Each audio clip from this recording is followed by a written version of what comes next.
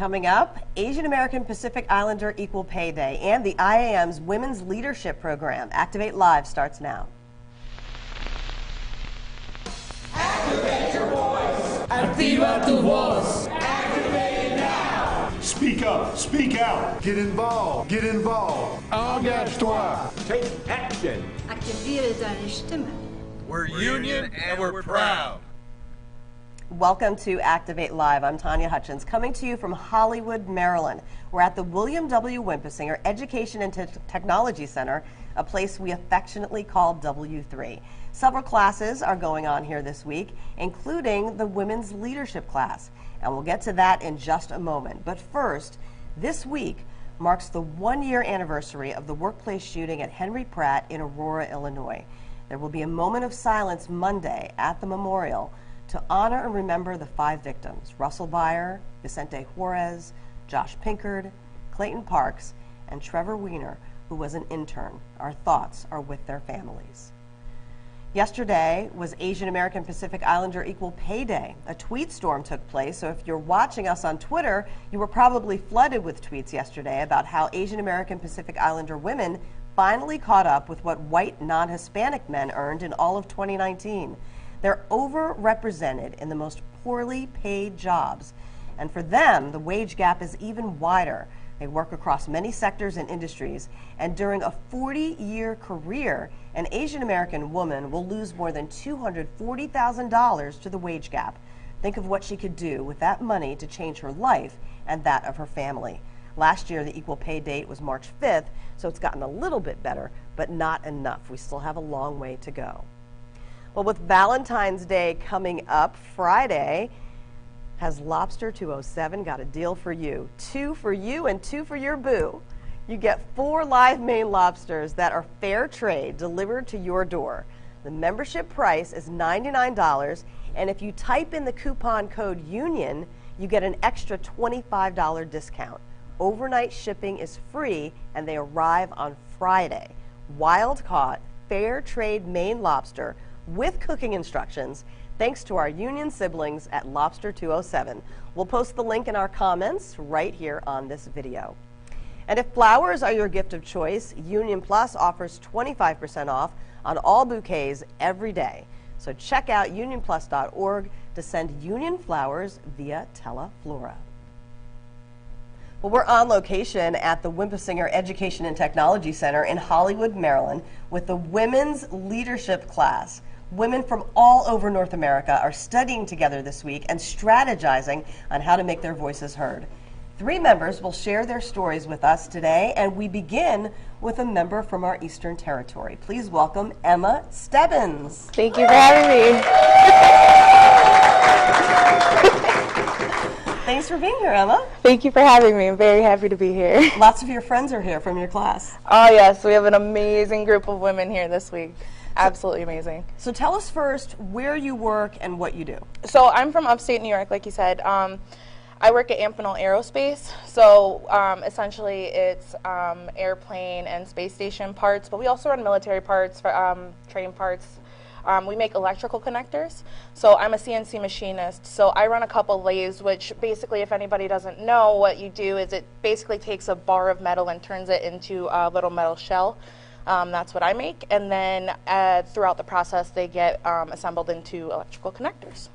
Did you ever dream you would be doing this, let's No. say 10 years ago? Oh no, not at all. I started out in healthcare. I really do love helping people. And then I had a friend who was a CNA with me. She ended up coming into the shop. I've always been a little bit of a tomboy, and she said that this was right up my alley, and I got the opportunity to come into the shop, and I really haven't looked back since. It's been nothing but opportunities since the minute I've been in that shop. So do you love working with your hands? I really do, both inside and outside of work. Actually, what I do on my machines and finding out that I had the ability to run and work on and set up machines, it taught me that if I can learn how to do that, I can learn how to do pretty much anything else. So it's led to a lot of new hobbies and learning how to work and make a lot of different things.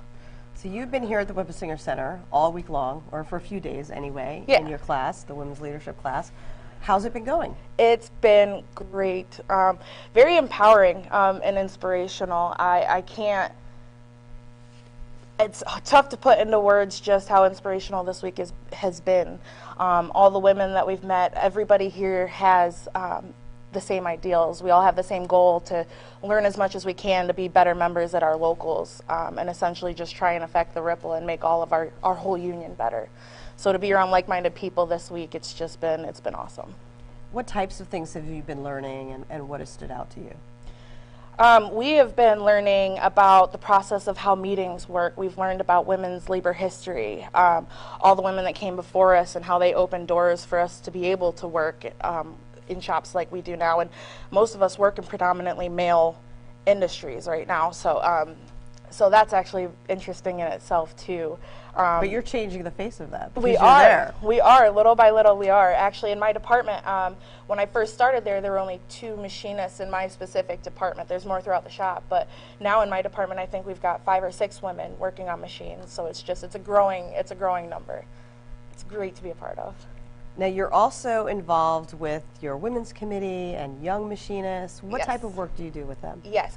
So with the committees, we both have our own separate projects, but then we also work jointly together too. Right now, one of our bigger focuses is a lot of community outreach programs. We're trying to get more involved with our community. We have been taking part in parades lately, things like that. We also raise money for the community too. We have things like Toys for Tots, which it's a collection we take. The Women's Committee takes it right around Christmas time. Then we buy toys for some kids, but we also, any money that doesn't go to the kids who are taken care of, there's always some left over. So a member of the community actually holds on to that money, and they use it for people throughout the year for whatever they might need. I know one woman a couple years ago didn't have an outfit for an interview, so they bought her a dress so that she could go to the interview. That is so important. It I mean, if she can get that job and make a good impression, I mean, that can change her life. Exactly, and it comes from the union. We're happy to give back to the community, to be a part of the community. Young Machinists also, we did a raffle, a sportsman's raffle, because a lot of guys, that went very well. We donated a very large portion of that money to a program called Shop with a Cop, which is also around Christmas time. Some children who come from less fortunate families got to go. The cop has money, and they go shop with police officers and get to buy anything they want for themselves. But most of those kids, surprisingly enough, they just want to buy for their siblings and their families, and so it's important for us to be able to give opportunities back to the community as well. See, that's half of our slogan there, you know, Yep. service on the job, and, you know, service to the community. Justice on the job, service to the community. Exactly. So you're making it work, putting it into action. Yes, You are also a shop steward, is that right? I am. I am a shop steward. When did you know you wanted to be a shop steward? It actually more or less found me. I was really happy. Local 1529 has a lot of opportunities, especially this year. They're working on sending more people down here for education. So I joined the committees first just to kind of get my feet wet and learn more, get more involved. And then I had someone approach me from my department and ask me if I would be willing to run if they would nominate me. And so I figured, worst case scenario, I'd just keep working as is. And I actually won the election, and it's been the most rewarding thing, more than I ever expected it to be. Because there's days where I get to help people. I get to inform people, and that's my bread and butter. Like I said, I started out with jobs where I got to help people, so this just ended up being a really big honor, honestly. Any advice for potential shop stewards out there, or new shop stewards who are just starting out? I'd say learn as much as you can. Reach out to people who have been there. We have a lot of people in my shop coming up on retirement, and I feel like it's our job as a younger generation to learn from them and what their experience have been. It gives us the opportunity to know more. And if you aren't a union steward yet, but you would like to be, I would say even if you run and you lose, still try to get involved. Still try and find a committee or some way that you can be involved. Great. Anything else you'd like to mention while you're down here? No, just a big thank you to Local 1529 for sending me down here and giving me the opportunity. It's been amazing. Well, we appreciate you being here. Thank you so much for sharing. Thank you. Everything that you've been through this week. We appreciate it. Thank you for having me. So what do you think about the Women's Leadership Program? Activate your voice on Facebook, Twitter, and YouTube, whether you're watching live or on the replay. We love to hear your opinions, especially if you've taken this class. And we actually have some people from the class in the room, so we're hoping that they will join in on the conversation as well. Well, our next guest is from Nova Scotia, Canada. Kelly Ritcey joins us now, and Kelly is from Local 2797. Is that correct? That is correct, yep. Excellent. So tell us a little bit about where you work and what you do. So I, as you said, I'm from Nova Scotia, Canada, and I actually work for a union. So I'm an Employees Relations Officer with the Nova Scotia Government and General Employees Union.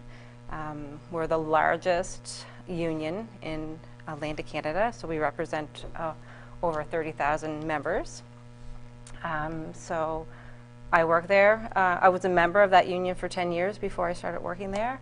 And Yeah, what did you do as your previous job? I worked in the group home sector, supporting adults primarily with mental illnesses, and I was part of the organizing drive that got our workplace unionized with the NSGEU.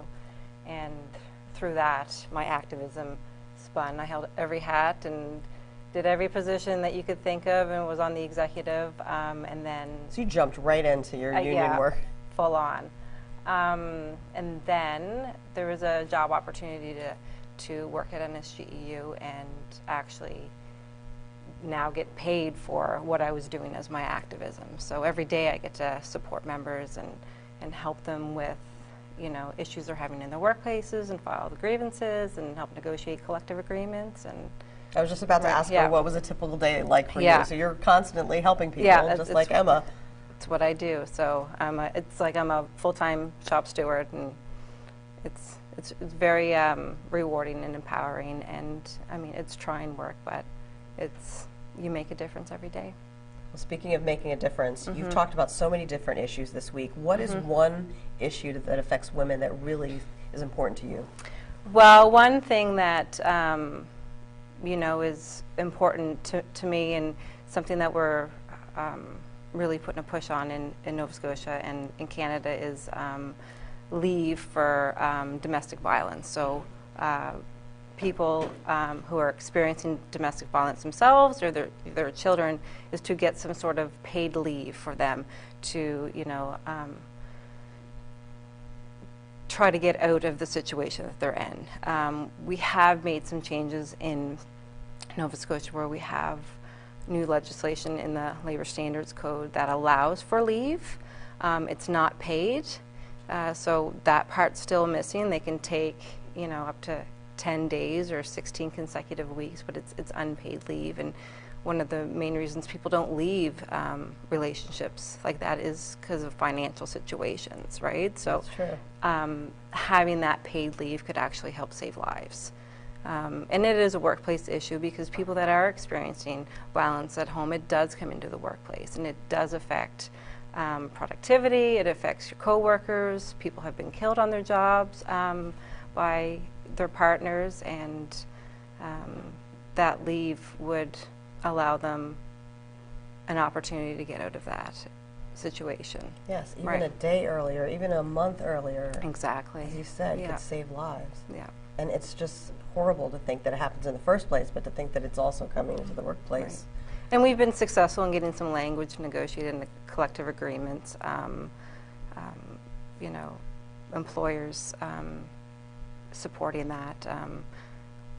Haven't been really successful in getting the paid leave yet, but it's something that we'll continue to push for, and we're making steps forward. So you have to keep trying. That's good to know. Hopefully someone watching this can join your effort in Canada and get the word out. Yep. Excellent. So maybe we can post something after the show with some information. If people would like some more information, we could put that in the comments as well. You also have a women's committee that you work on. Yep. What is going on now with the women's committee? Well, I have to say that it's a pretty ambitious committee, pretty incredible women that are on there, and we do a lot of more community outreach work. So one of the things that we've done for the last couple of years is a Shoebox for Shelter initiative, and it's with a local organization that provides shoeboxes at Christmas time filled with gifts for women in shelters, and it's about a $50 kind of amount in it, and it's, you know, like makeup, Is that personal hygiene products? personal hygiene products, and little treats and gift cards and bus fare and like inspirational messages and stuff. So we get to together and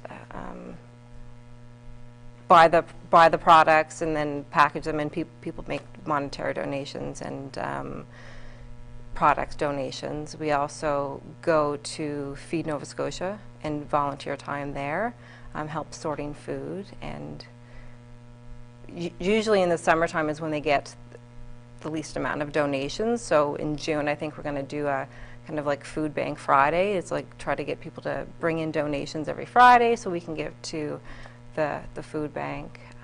What kind of feedback do you get back from either Feed Nova Scotia or the shelter program? Oh, they're so appreciative, so appreciative.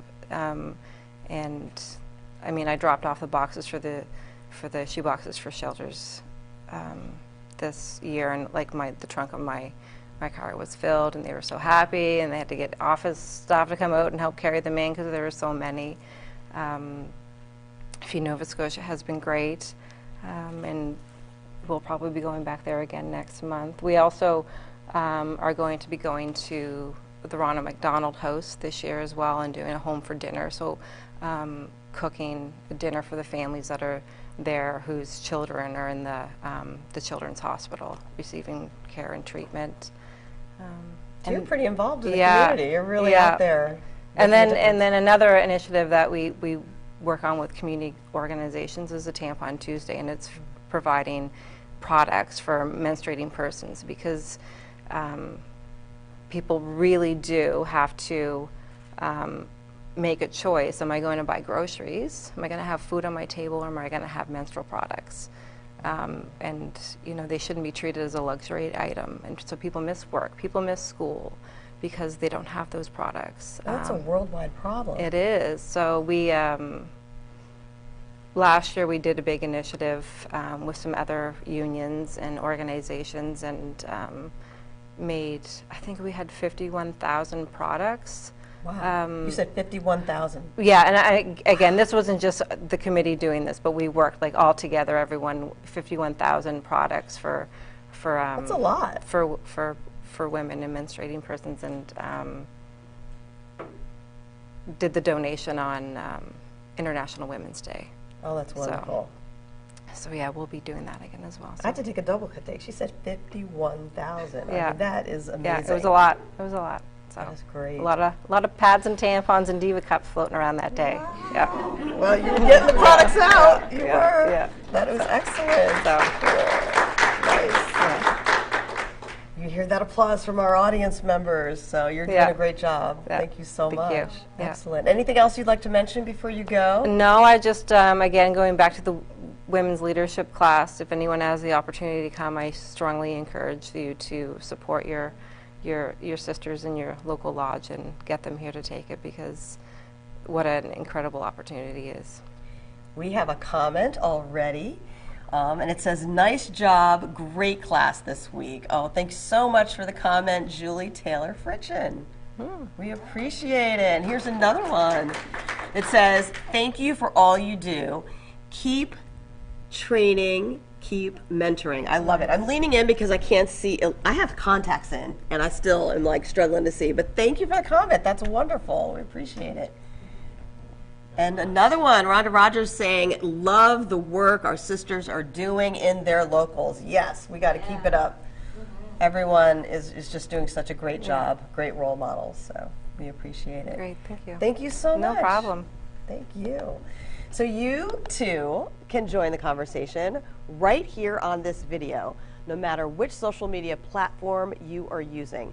Let us know what you think, and if you have a women's committee at your local. If so, let us know what your committee has been up to.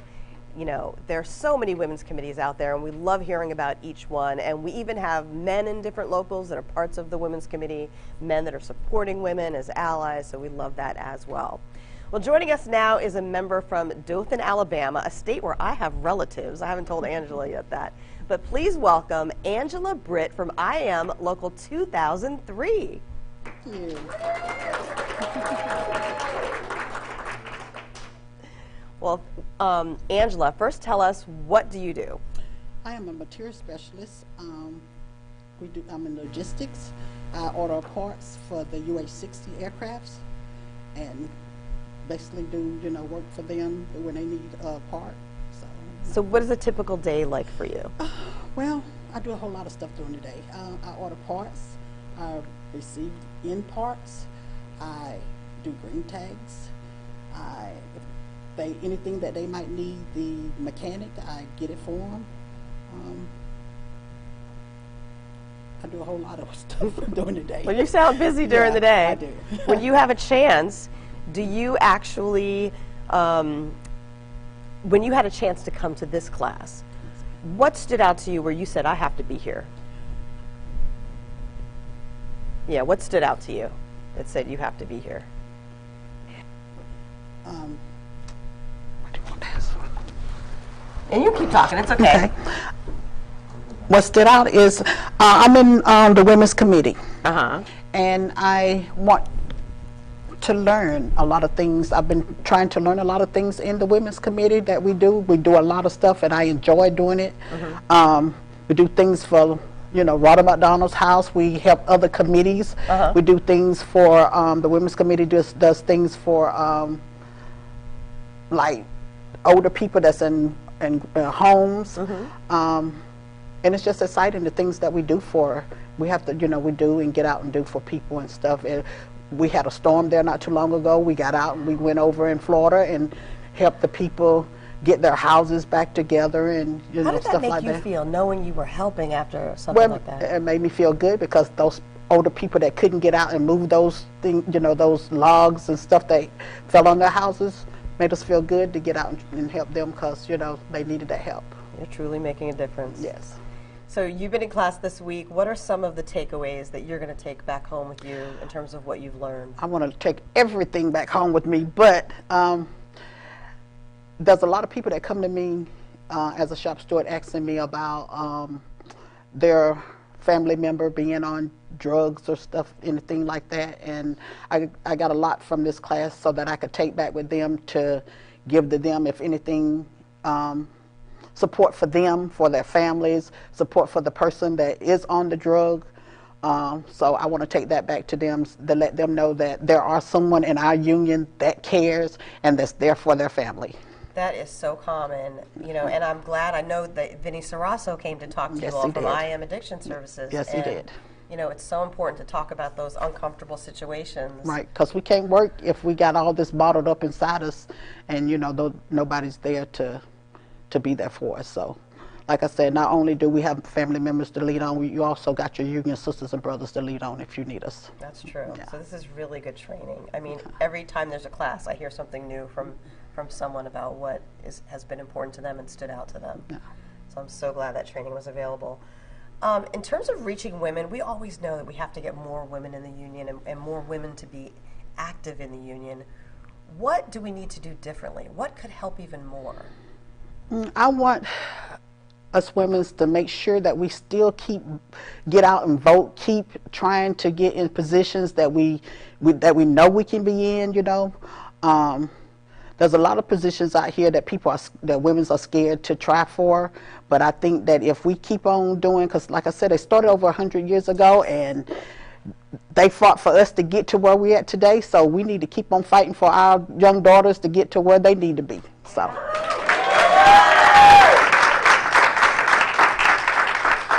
Can you believe that it's only been 100 years that women have the right to vote in this country? Yeah. 1920 to 2020. 1920, yes. You know, men have been voting for hundreds of years, but we've only been voting for 100. That's it. That's all. Oh, so this is a momentous year. That's it. It really is. And you can tie that into the importance of voting in the union. That's right. Like You going sure to can. the union meetings, because you go to your union meetings. Every last one of them, I don't miss one. If I miss it, there's something wrong. You make sure your voice is heard in that That's it. vote. If I miss a meeting, it's something wrong. So what's your message to all the people out there that may just be going to their meetings for the first time? Just join the union. I tell them to make sure you keep coming to the union, come on to the union, let your voice be heard, because, I mean, it's important that your voice be heard. It's important that, especially if you want better for your family, you'll get out there and you'll do what you need to do. Need to bring it on. Anything else you'd like to mention about the Women's Leadership Program? I just want to thank my lodge, 2003, for allowing me to come to this course and take it.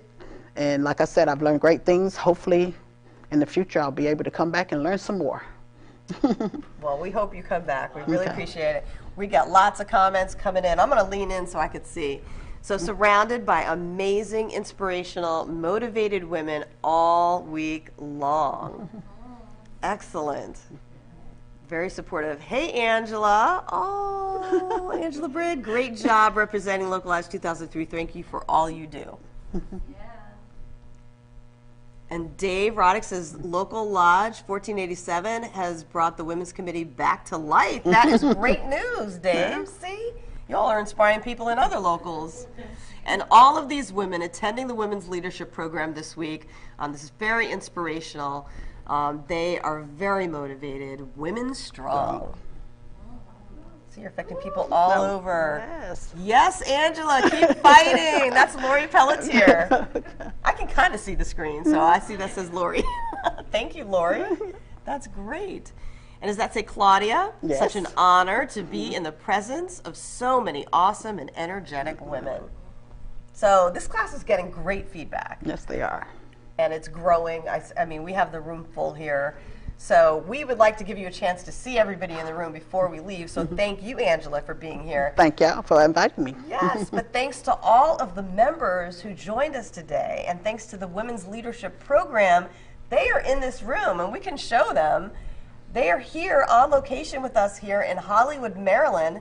We love to take Activate Live on the road to meet the members who make up this great union of fighting machinists. So give yourselves a round of applause.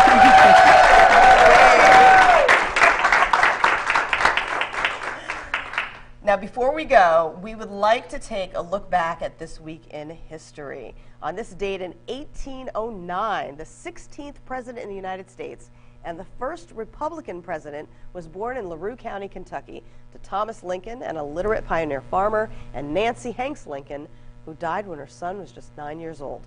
Lincoln was a self-taught lawyer who split logs into rails as one of his first jobs. He went on to become a skilled orator who issued the Emancipation Proclamation in 1863. Abraham was assassinated 2 years later.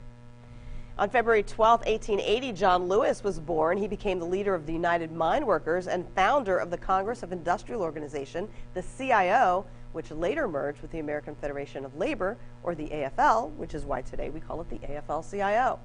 And on February 14, 1903, Valentine's Day, President Theodore Roosevelt signed a law creating the Department of Commerce and Labor. Yes, it was Valentine's Day, which predates this signing by more than 1,000 years. Well, if you are a member of the IAM, one of the benefits of your union membership is the ability to take classes here at the Wimpesinger Education and Technology Center in Maryland. And here are some deadlines to keep in mind. It's time to register for intermediate web development. That deadline is February 14th, Friday. The Financial Officers Program, March 23rd. April 6th is the Retirees Assistance Program, and the deadline for the Women's Advanced Program is April 13th, so mark your calendars now. As far as our state council meetings go, we have a list of those that are upcoming. The state council meets in Nebraska, February 22nd in Lincoln. Iowa State Council meets February 29th in Aluna, and the Washington State Council meets in Olympia, March 2nd to the 4th. Also, the Arizona State Council meets in Tucson, March 28th. We have some special events coming up as well. APRI National Board meeting takes place in Baltimore, Maryland, February 18th. The IAM Lobby Days happen in Ottawa, Canada, February 24th and 25th. And don't forget, we have the IAM Grand Lodge Convention coming up September 6th to the 11th in San Diego. And this is where we really want to make sure that you make your voices heard. Our voice, our choice. You can register for the IAM's U.S. presidential endorsement election. Just go to this website, iam2020.org. You have time to register until, I think, February 26th. So get those registrations in now so you can learn about issues important to workers, learn about the candidates, and learn about the process, our endorsement process. So please go to iam2020.org before February 26th. Well, that is it from Hollywood, Maryland. Much thanks to Rhonda Rogers and her Women's Leadership Program here at the Wimpesinger Center. Support your union siblings. Share this video to your local or district page.